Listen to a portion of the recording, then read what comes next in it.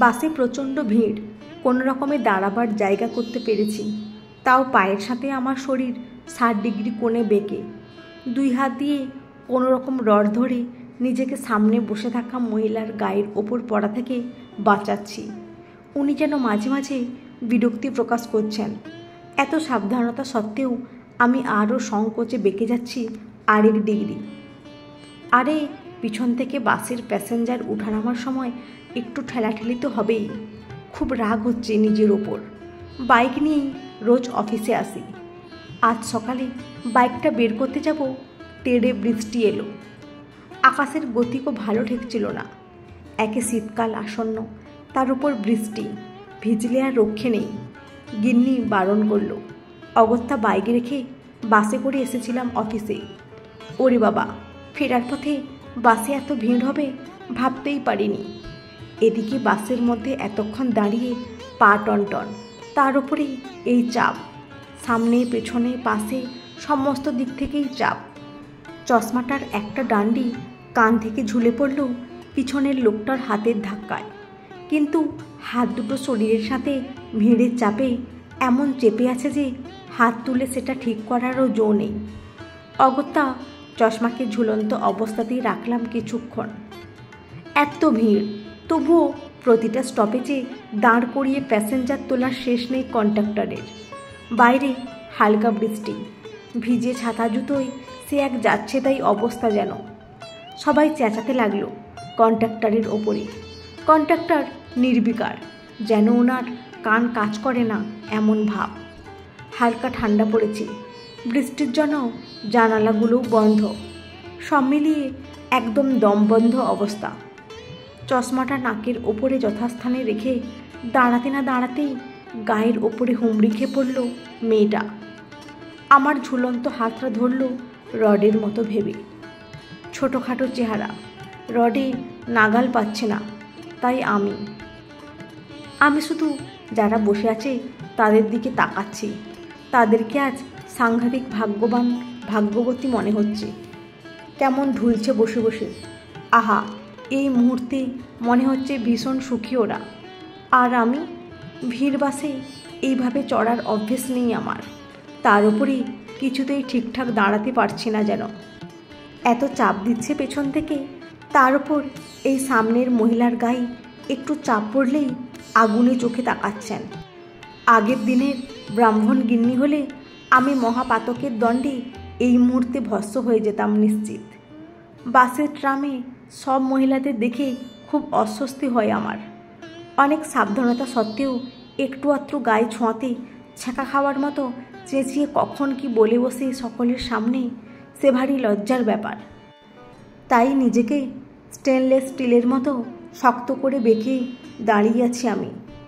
বেশ কিছুক্ষণ ধরে পাশের অল্প বয়সী মেয়েটা পিছনের জনগণের চাপে একেবারে লেপ্টে আছে আমার গায়ে। রড ধরতে পারছে না বলে নির্দ্বিধায় এখন কেমন আমার কোমরের কাছের জামাটা খামচে ধরে আছে। আমি আর চোখে দেখলাম, চোখে চোখ পড়তেই নিরুপায় মুখ করল। আমি আর কিচ্ছু বললাম না। এদিকে কন্ডাক্টর হঠাৎ চেঁচিয়ে বলল, পকেটমার হইতে সাবধান। ও মা, এ কি সর্বনাশ! এই ভিড়ের মধ্যে এমন জ্বালা! এমনিতে তো হাত নাড়াবার শক্তি নেই, তার উপর। সবাই কেমন যেন নড়ে চড়ে উঠল। পিছনে দাঁড়িয়ে থাকা সবার দিকে সন্দেহের চোখে তাকিয়ে আমিও এক হাতে কোনো রকমের রড ধরে আরেক হাতে পকেটের মানিব্যাগটা চেক করে নিলাম। না, ঠিক আছে।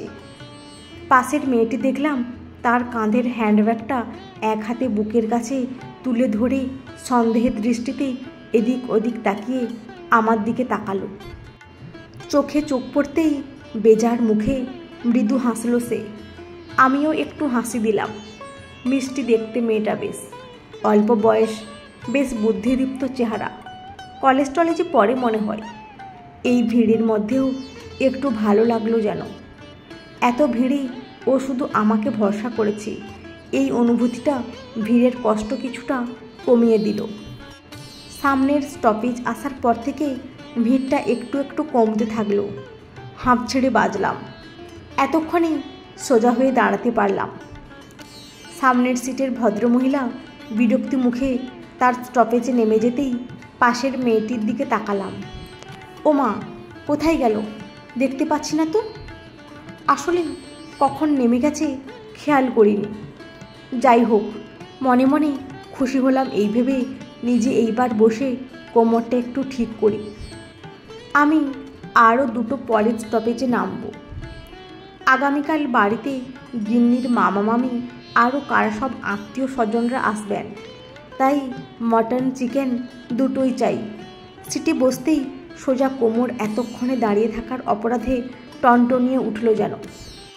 তবুও কিঞ্চিত আরাম হলো। নিশ্চিন্ত হয়ে বসে ডান পকেটে হাত দিয়ে মানিব্যাগ বের করতে গেলাম। নেই।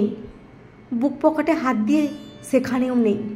এইবারে আমার কেমন যেন ঘাম শুরু হলো। সমস্ত পকেট আতিপাতি করে খুঁজলাম। সমস্ত পকেট গড়ের মাঠ।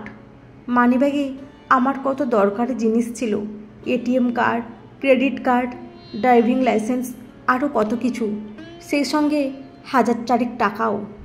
এবারে কি হবে? একদিন বাসে চড়েই এই গিন্নি যা তুলোধনা করবে বাড়ি গেলে। আমার মুখ দেখে আর আমাকে ওইভাবে খুঁজতে দেখে কন্ট্রাক্টর এগিয়ে এসে বলল, গেছে তো? তখনই আপনাকে সাবধান করে দিয়েছিলুম। ওই যে আপনার পাশে যে মেয়েটা ছিল, ওই তো মহাধরিবাজ। সঙ্গে আরও 2 জন ছিল। কন্ট্রাক্টর বলে কি শুনে আমি তো একেবারে হাঁ। পকেটমারি হওয়ার থেকেও আরও অবাক হলাম আমি। ওই ছোট্ট মিষ্টি মেয়েটা পকেটমার? ভাবতেই পারছি না। কেমন যেন কষ্ট হচ্ছে একটা, সেই সঙ্গে মনটা খারাপও হয়ে গেল।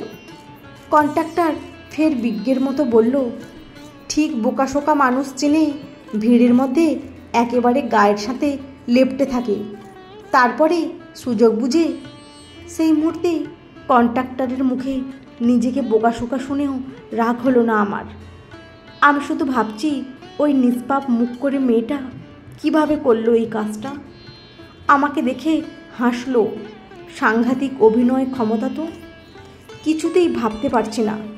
শুধু মনে হচ্ছে পৃথিবীতে কত রকমের মানুষ আছে, তাদের কত রকমের অভাব, আবার কত রকমের স্বভাবও।